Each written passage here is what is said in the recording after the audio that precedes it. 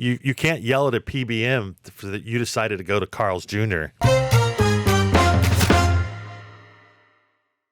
So let's talk a little about PBMs because you were doing some research and we found some of these laws. Like basically, can a PBM be a fiduciary? So let me start off. Why can't they just fix that by having Bill just become the guy who signs stuff? Here's $300,000 a bill. You're the fiduciary. So this is how deep I've actually gone into this subject. I've not only gone through pretty much every YouTube video ever created that talks about pharmacy benefit management, but I've also gone through Spotify and listened to everything. Relentless Health Value with Stacey Richter, amazing podcast. Put a link to their podcast in the notes. And then finally, this past year, I got access to Lawline through a subscription, and Lawline is continuing education for lawyers. Now, I'm not a lawyer, but like if I want to know the law, that's a pretty good subject. I went through every one of their podcasts or like webinars on PBM and ERISA and Fiduciary, literally everything I could think of. This is what I did on January 1st. Can you believe that? I do actually, having known you. I know exactly who you are. So I went through that, and I went through every single one of those videos talking about fiduciary duty in PBM, and never once did they ever address that a broker was like any part of the equation. Why would they even think about it? They said that the PBMs are at fault. And here's my contention is they can't be. Right? Yeah, and the legislation suggests that a PBM, by definition, because they can't control the plan, and they're offering one plan, they're not offering 10. It literally is the job of the brokers to provide 10 different plans. Right.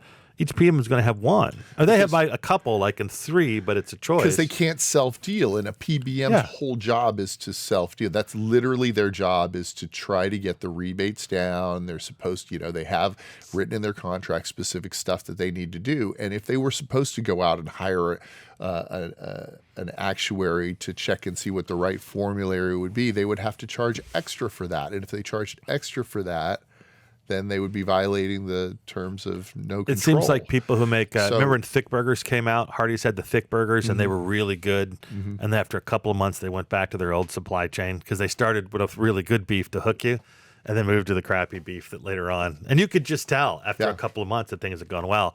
And it kind of feels like that's where PBMs are. You can't yell at a PBM that you decided to go to Carl's Jr.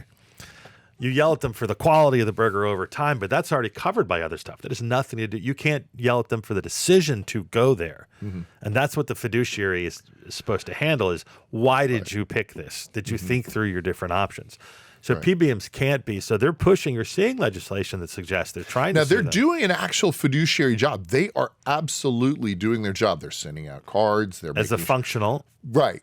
But they're not an actual fiduciary. They're doing a fiduciary role, but who is actually monitoring that, is supposed to monitor that, is the head of the name fiduciary for the payer. And my contention is it could the also prudent be the man broker. rule is pretty obvious here, not working. Because no one would pick these. And then I guess their only argument is it's difficult to do so, or that it's complex, and try to make it all and how's a jury going to understand that anyway? And if you're one of the big 3 you don't care about the outcomes, you care about how you planned it. So it's like the disparate impact stuff. It doesn't matter it's the exact opposite of disparate impact. It doesn't matter what you did. What matters, what happens is the outcome. But that's discrimination law. Here, it doesn't matter what happened, because people's individual health things is going to throw it off. You could lose 30 people that were over the age of 40, and all of a sudden your costs drop, and it looks better. But how you picked it is the question. Right. Not what happened later. That's why you can't. So it's the exact opposite of where most people think about it. Yep. This comes down to, why did you make the decision? If someone asks you and your answer is, I don't know, that's a scary place to be, because I don't know is not it's not, from a criminal standpoint, it's not a fifth thing. No. It's not pleading the fifth. It's, what did you do? I don't know. Matter. Then you're in breach. Then you're in breach, yep. There's no defense for it if they don't know. And why do, like the whole idea is that, like, why would we even offer this as a company? Like, why don't you just come to work and then get your own benefits and do your own thing? The tax subsidies. That was the whole point. Well, that they couldn't fix from Obamacare. Because if we were all working for ourselves and paying for our own health insurance, like, what's our motivation to work for you? And so they had to have these incentives. And the problem is they're not capable of. It is a large chunk of money that's subsidized, that goes off tax-free.